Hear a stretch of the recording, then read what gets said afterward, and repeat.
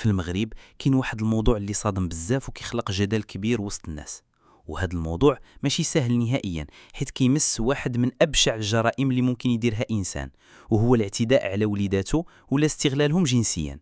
هذا الشيء اللي كيعتبر منكر عظيم ما كيتقبل لا عند الله لا عند العبد، وماشي غير الناس كيتفاجئوا منه ولكن كيبقاو مصدومين وما عارفينش كيفاش يتعاملوا معاه. هذا الشيء الموضوع اللي صاير اليوم ماشي حادثه معزوله، راه هاد النوع ديال الجرائم وقع بزاف المرات في المغرب، ولكن المشكل الكبير هو ان بزاف منها ما كيخرجوش للعلن حيت كاين حاجز كبير ديال العيب والفضيحه، وكاين الخوف من كلام الناس. في المجتمع المغربي خصوصا في المناطق القرويه الناس ما كيبغيوش يبان عليهم شي حاجه تشوه السمعه، وحتى الا عرفوا شي منكر كيسكتوا باش ما يتهموهمش بالتشهير او باش ما يبانوش انهم تيدخلوا في راسهم. ولكن هاد السكوت كيخلي الضحايا يعيشوا اليحيم. كاين بزاف ديال الشباب اللي اليوم كيهضروا في الفيسبوك وكيتقاسموا هاد الاخبار، كيقولوا اش هاد الشيء، كيفاش ممكن با يغتصب بنته؟ واللي كيصدم اكثر هو ملي كيكون عند البنت اولاد منه، كيفاش هاد الاولاد غادي يكبروا ويعرفوا الحقيقه؟ كيفاش غادي يعيشوا وسط الناس؟ واش المجتمع غادي يتقبلهم؟ واش هما ذنبهم انهم تولدوا في هاد الظروف؟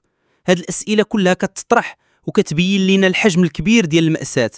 النفسيات كتحطم، البنت كتفقد حياتها الطبيعيه وكتولي ضحيه ديال العنف وديال الاستغلال وديال الصمت. وكاين بزاف اللي كيبقاو ساكتين سنين طويله حتى كيوليو كبار، ومن بعد كيبداو يهضروا، ولكن ملي كيهضروا كيكون فات الفوت، حيت المجرم يكون عاش حياته عادي والضحيه تكون تضررت بزاف. من الناحيه الدينيه واضح ان هذه الجريمه كبيره بزاف. الدين الاسلامي كيحرم سفاح المحارم تحريم مطلق، وكيعتبروا من الكبائر اللي كتستوجب اشد العقوبات. وملي الناس كيسمعوا هذا الشيء كيقولوا ليك هذا السيد ماشي مسلم، هذا السيد خصو يتحاسب. ولكن المشكل هو كيفاش نطبق هذا الشيء على ارض الواقع. القانون المغربي كيعاقب على الاغتصاب وسفاح المحارم بعقوبات قاسيه، ممكن توصل حتى للسجن المؤبد او الاعدام، ولكن الشرط الاساسي هو الاثبات. والمحاكم كتعتمد على الشهادات الطبيه، الشهود او الادله الماديه، ولكن في حال هذه الحالات الادله كتكون نادره بزاف.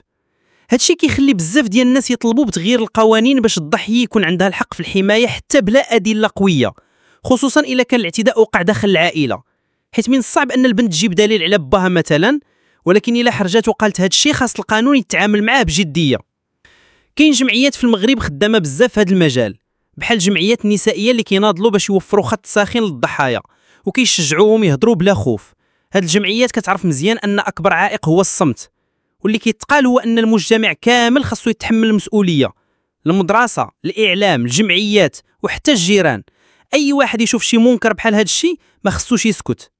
الناس ديال الدوار اللي كيهضروا اليوم كيبينوا لنا مشهد كيحرق القلب. كاين اللي كيقول راه حنا سمعنا ولكن ما قدرناش نديروا والو، وكاين اللي كيقول خص الاعدام. الراي العام كامل متفق على ان هاد الجرائم ما خاصهاش يبقى